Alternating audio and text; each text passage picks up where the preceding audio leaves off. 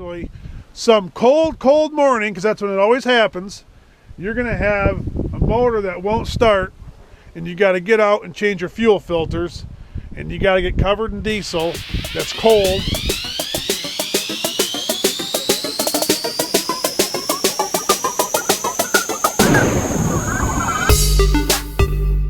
So this tank right here, they got a 500-gallon tank on this chipper, and as you can tell, it's melting.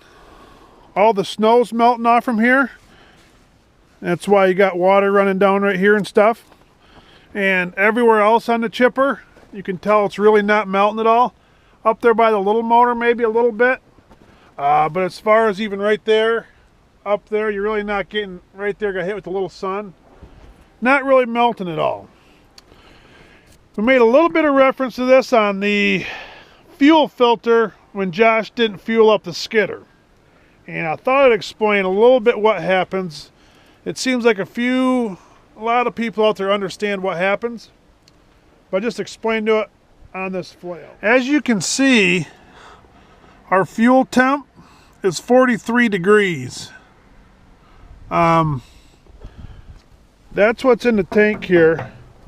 Our fuel is actually warmer. It's 16 degrees out, so it's warmer than the air. That's why it's melting here, and it's not melting right here, and not melting back there, because this fuel tank is actually warm fuel in here. And what happens is your fuel runs up to the tank, up to the motors, then it has a return line that comes back to from each motor, which is right, maybe kind of hard to see, are these two lines right here. One goes to that motor, this one goes to this motor. That's your return lines. These are the lines, your suction lines here that go to each motor. So when that fuel comes back into your tank, it's ran through there, it's got warmed up, it wasn't used, so it sends it back into the tank, which actually warms the fuel up in your tank. Here's where the problem is in the winter. And a lot of you guys know what I'm going to explain already, is that once your fuel in the tank gets warm, and then it gets real cold at night, if the fuel's not against this steel, you get condensation. And the condensation just builds up wherever there's no fuel. So if I have fuel from here down, from here up, all across the top, all four sides will be all condensation in here. Then what happens is the next day you start and run it, all them turn into water droplets and go down in your fuel. And then that goes up into your filters and gets in your filters, your separators, separates the water and fuel. Then that, the next time it's cold, will freeze, and you'll fire up that motor and it'll run for like 60 seconds and then shut off. And you got to swap your fuel filters out. And it all starts from right here. So what you have to do at the end of every day is you got to make sure it's full all the way. Because if it's full to right here, you're still getting condensation right here. And eventually, it's going to work its way to your filters. And eventually, some cold morning, because that's when it always happens, you're going to have a motor that won't start. And you got to get out and change your fuel filters. And you got to get covered in diesel that's cold. And it's a mess. So, I thought I'd explain real quick exactly what I'm talking about.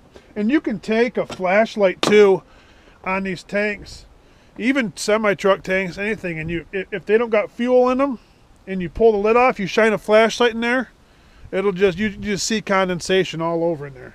But this is just the lid to the fuel cap, and I thought I'd show you what we're talking about here. See that? See that water in there?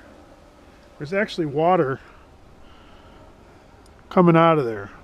And what happens is it's really hard to get this really full, especially with a bigger neck on it. And that's not a big deal if the cap's got condensation on it. But I just wanted to show you guys, actually, there's actually water droplets right now coming off from that cap. And That's where you get in trouble. You see a little bit around the edge, but that's where you get in trouble. I know Josh ran that skidder out of fuel the other day, and there was a couple comments on there about it. So I just wanted to make a quick video. The fuel system is so important to keep these tanks full, and when you don't, like I said, it's usually a freezing cold morning. It won't start, and you can tell too on these computers on this Morbark, it gives your fuel pressure too, delivery pressure. So it'll tell you everything you need to know, and it's no fun when you got to work on it, because let me show you where the fuel filters are on this V12. Way down in here are your fuel filters, and it's no fun changing those. You got a breeze, and it's cold, and your hands are covered in diesel fuel. It's just no fun. So the best bet, every day you just keep your fuel tank full. It won't run out of fuel. It won't build condensation. It's just real good. So that's the fuel system importance on keeping her fueled up. And with a 500-gallon tank, we learned real quick. Let me get down from here. Learned real quick, just keep it full. Summer anytime, because once you don't fill her up at the end of every day, even in the summer, it's hard to catch back up when you're got a 500-gallon tank that's not completely full.